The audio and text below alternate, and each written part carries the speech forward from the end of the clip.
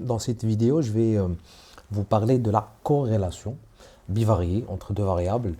On va, bien sûr, la corrélation, on en a déjà parlé, mais dans cette vidéo, je vais aller un peu plus loin. On va essayer de voir la corrélation de Pearson, mais aussi on va voir le test de corrélation, c'est-à-dire voir est-ce que dans la population, la corrélation est significative. Donc, on va aborder ce thème de significativité, bien sûr, qui est fondamental lorsqu'on fait vraiment des recherches et qu'on souhaite, bien sûr, publier un résultat, que ce soit dans un master, par exemple, dans le cadre d'un master, ou bien pour une thèse, ou bien pour un article à publier, etc. Donc, il faut absolument tester la corrélation. Il ne suffit pas de rapporter la corrélation entre deux variables. Donc, dans cette vidéo, c'est une première partie. La deuxième partie, je vais parler de la corrélation partielle, qui est un autre thème de la corrélation qui est aussi fondamental. Mais là, on va parler uniquement de la corrélation qu'on connaît, R qu'on connaît souvent. Et bien sûr que étudier un étudiant normalement au début des études en statistique. Donc, je vais utiliser un deuxième format, un format qui s'appelle R Markdown. Alors, l'extension c'est RMD. Alors, il vous suffira par la suite, lorsque vous aurez ce fichier, je vais le mettre sur GitHub, d'appuyer sur le play ici, le truc en vert, et ça va bien sûr lire le code. Donc, ça va vous faciliter bien sûr l'adoption de ce code. Et en même temps, le résultat, vous allez le voir après lorsque je vais finir. On peut importer ça sous format Word, sous format PDF et sous format HTML. Donc c'est vraiment très pratique si on veut bien sûr publier ça sur un site, utiliser le document dans le cadre d'un manuel d'apprentissage, etc. Donc vous allez voir, c'est très pratique. Donc je vais utiliser uniquement des datasets, des données qui se trouvent dans des bibliothèques sur R. Donc libraries, je vais utiliser cette bibliothèque, datasets, et puis VCD, pardon, ça c'est une autre bibliothèque qui se trouve dans R. Donc c'est très pratique, vous pourrez juste, comme j'ai dit, utiliser le code et puis bien sûr faire les mêmes, on va dire le même code et puis obtenir les mêmes résultats. Donc vous n'aurez pas à télécharger une base de données sur un site ou comme la dernière fois sur Drive. Donc voilà, je vais appuyer sur le play ici. Donc là j'ai juste importé les libraries. Alors si vous ne les avez pas, il suffit bien sûr de faire install library, bien sûr, ou bien aller ici sur tools, je crois, ouais, install packages, pardon. Install packages, vous installez d'abord les packages et ensuite vous faites library. Donc c'est bon. Alors je vais importer la première base, la base s'appelle Air Quality. Alors c'est une base, vous allez le voir. Euh, voilà, c'est des variables, on a ici le vent, on a la température, on a le mois, le jour, et une variable liée à ozone, etc. Donc c'est des variables techniques. Bon, on ne va pas s'intéresser vraiment au sens des variables. On va juste essayer de tester la corrélation. Donc, summary, donc vous avez vu ici, on a une distribution. Il y a des valeurs manquantes. Regardez, NAs. Alors NAs, j'ai déjà parlé de ça. Lorsque vous avez des valeurs qui manquent, vous allez trouver NAs. Donc on en a beaucoup pour ozone 37. On en a 7 pour solar air. Je crois que c'est une énergie plutôt le soleil, quelque chose qui est lié au soleil. Donc, on va commencer par une corrélation entre deux variables quantitatives. Alors, le coefficient qu'on utilise, c'est Pearson, bien sûr, c'est R. Donc, R qu'on connaît tous, je vais rajouter ici le R. Alors, Pearson, c'est le coefficient qu'on connaît tous, c'est vraiment le coefficient de corrélation. On appelle ça le coefficient de corrélation. Mais il est principalement utilisé lorsque vous avez deux variables quantitatives. Donc les deux variables, c'est fondamental, il faut qu'elles soient quantitatives. Donc je vais utiliser core, c'est la première fonction que je vais utiliser. Core, c'est une fonction de base, je n'ai pas besoin d'installer un package. Donc air quality, je vais utiliser 2,3. C'est quoi 2,3? Regardez ici, c'est solar R, c'est wind et temperature. Donc 2, 3 et 4. D'accord? Alors pourquoi je vais utiliser use complete obs? Parce que rappelez-vous ici, regardez, pour solar R, j'ai des variables qui manquent. Donc si je ne fais pas ça, il ne va pas me donner de corrélation pour solar R. Et donc lorsque je fais complete obs, il va choisir les lignes où il a des valeurs pour solar R, pour wind et pour temp. Donc il va uniquement utiliser ces lignes. D'accord? Donc je dois mettre méthode Pearson. Si je ne fais pas ça, il va par défaut utiliser Pearson. D'accord? Très bien.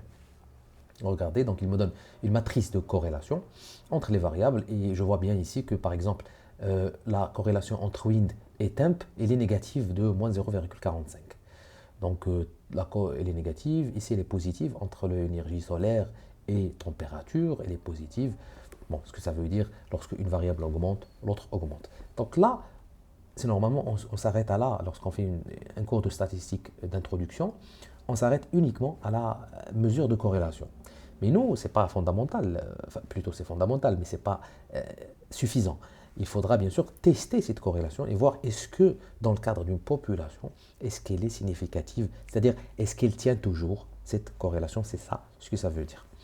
Donc, je vais utiliser un autre package qui s'appelle rcore. Alors rcore, quel est son avantage par rapport à core? Core qui était la fonction première, c'est qu'il va me donner en plus la significativité. Et là, je vais m'intéresser à la valeur P. Alors il va me donner un deuxième tableau, regardez, je vais appuyer ici sur Run, et je vais obtenir, non seulement il va me donner des corrélations, en plus elles sont arrondies à 2. Regardez ici 0,275, c'est devenu 0,28. En plus, il me donne le n, c'est-à-dire le nombre d'observations par variable, 146, 153. Pourquoi il a ici éliminé? Il a éliminé 7, pardon, parce qu'il y avait cette valeur manquante. Donc voilà. Ensuite, il me donne, et ça c'est fondamental, la corrélation, est-ce qu'elle est significative? Et par exemple, entre le vent, wind, et solar energy, je crois, l'énergie solaire, la corrélation, elle n'est pas significative. Pourquoi? Parce qu'elle est supérieure à 0,05. Donc c'est, si vous voulez, le seuil de significativité généralement en statistique. Et donc, par contre, la corrélation entre solar et temp, température, significative, est la même chose pour wind et temp. Ici, c'est la même chose. Ici, c'est juste une réflexion parce que c'est une matrice qui est symétrique tout au long de la diagonale. D'accord? C'est bon. Donc, on a fait ça. Donc, voici la fonction rcore. Elle est utile parce qu'elle nous donne la significativité. Il y a une autre fonction qui non seulement va nous donner la significativité, mais va aussi nous donner les intervalles de confiance. C'est-à-dire, si vous voulez, est-ce que l'intervalle il est réduit? On va voir. Est-ce qu'il y a 0 à l'intérieur ou pas? Parce que si 0 se trouve à l'intérieur de l'intervalle, ben à ce moment-là, bien sûr, on comprend que la corrélation, ce coefficient, n'est pas tout à fait significatif si on prend plusieurs échantillons. C'est ça ce que ça voudrait dire en tout cas. Donc je vais appuyer sur Run et j'obtiens ici. Alors vous pouvez bien sûr appuyer sur ça, Show in New Window, et là vous aurez vraiment un window spécifique pour ça. Hein. Ici, ce n'est pas très utile dans notre cas. Donc, il vous donne, comme j'ai dit, la valeur T, parce que le coefficient de Pearson suit une loi de student. Alors T, c'est loi de student avec des degrés de liberté, ici 151, et puis une valeur P. Alors significative, bien sûr, parce on sait déjà que c'est significatif, tout à l'heure on l'a vu, mais en plus, comme j'ai dit, il vous donne un intervalle de confiance. Donc la valeur de R varie en général sur plusieurs échantillons, notamment ici, entre moins 0,57 et moins 0,32.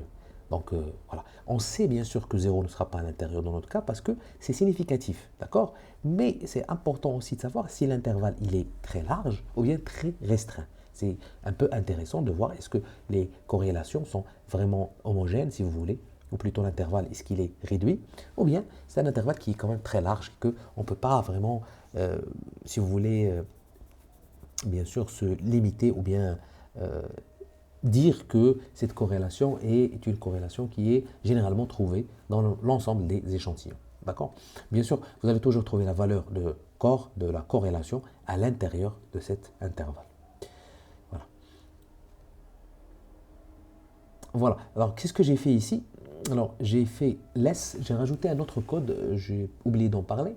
Alors, j'ai fait la même chose, tout simplement, j'ai ajouté alternative less. Alors, lorsqu'on fait on rajoute ce texte, ce code, ce que ça veut dire, c'est que j'ai déjà une idée que la corrélation entre temp et wind va être négative. C'est ça ce que ça veut dire.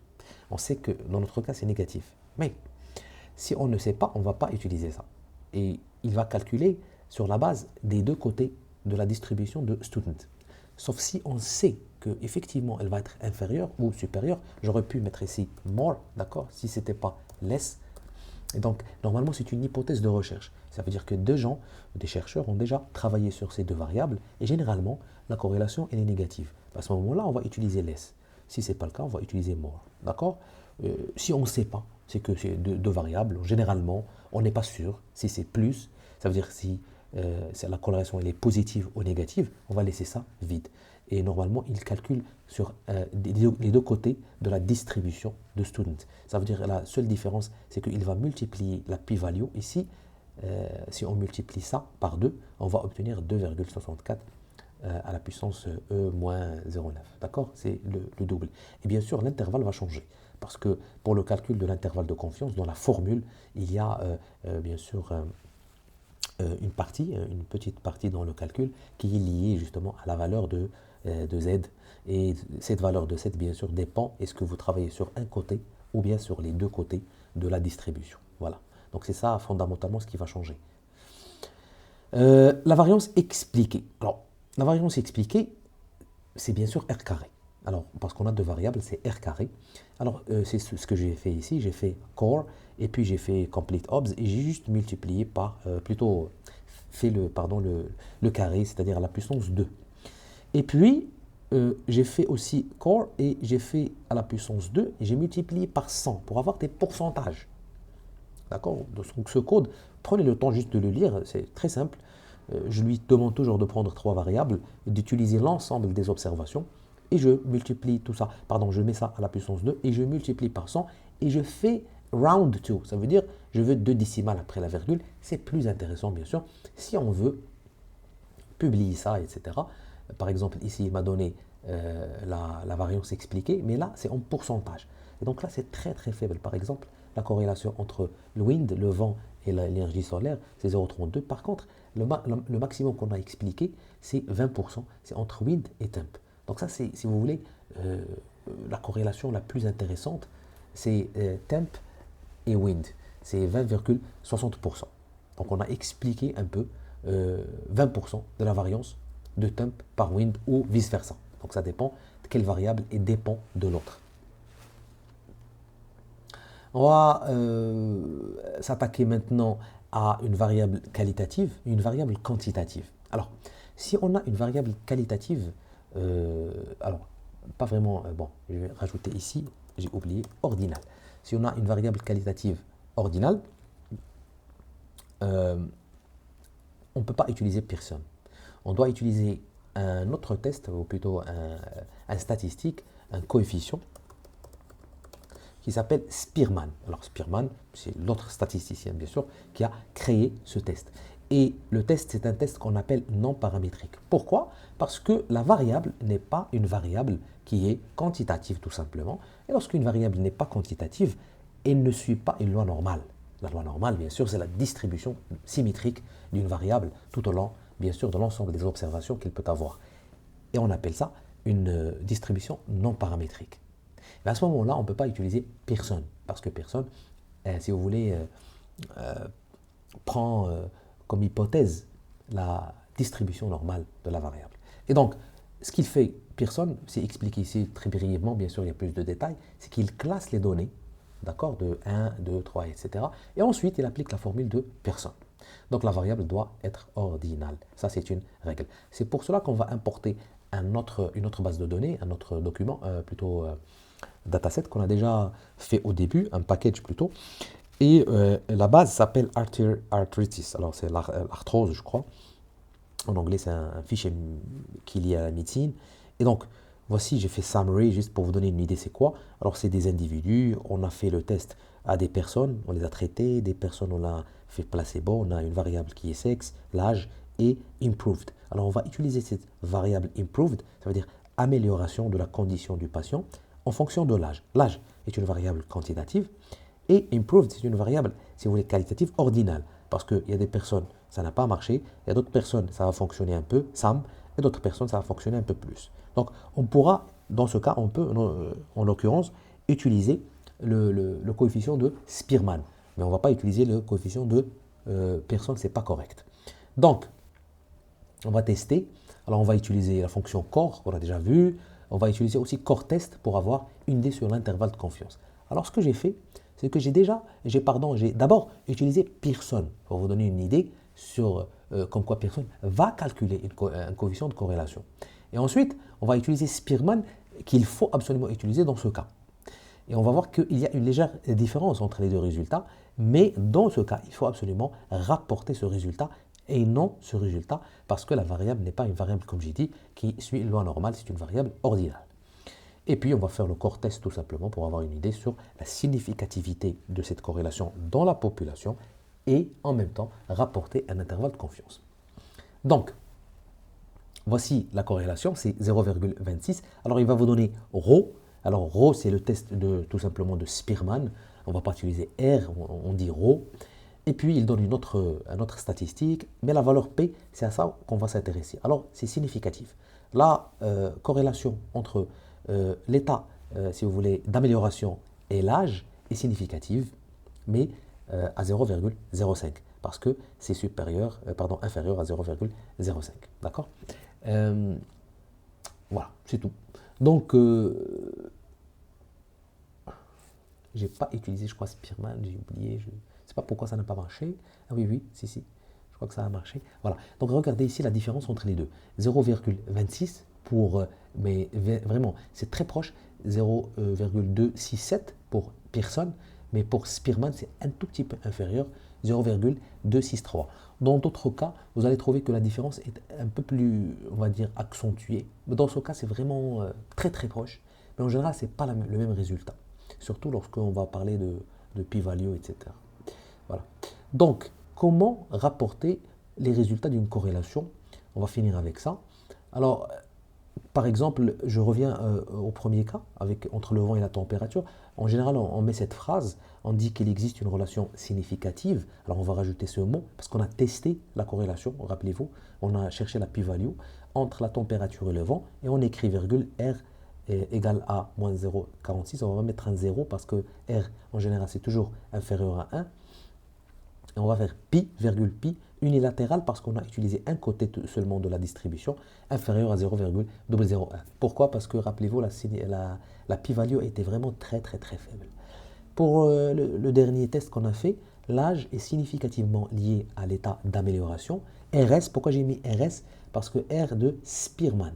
On ne va pas mettre R comme ici, on va mettre RS. Normalement, le S, il est juste à côté, il est tout petit, mais pas comme ça. Mais je ne peux pas le mettre ici sur R Markdown.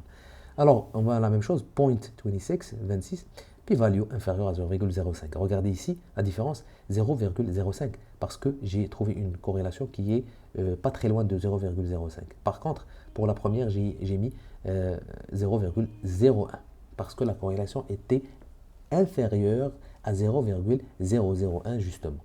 Donc, lorsque la corrélation elle est inférieure à ça, on met ça. Lorsqu'elle est inférieure à 0,01, on va mettre ça. Parce que pour dire que vraiment le résultat est plus intéressant. Par exemple ici, le résultat de la première ligne il est plus intéressant que celui de la deuxième ligne bien sûr. Parce qu'on cherche toujours que la p-value c'est vraiment très très très faible pour réduire si vous voulez une erreur qu'on devrait faire par chance par exemple. Voilà. Donc voici le code, je vais mettre ça sur GitHub. Et si vous avez des questions bien sûr, n'hésitez pas à les mettre sur le commentaire.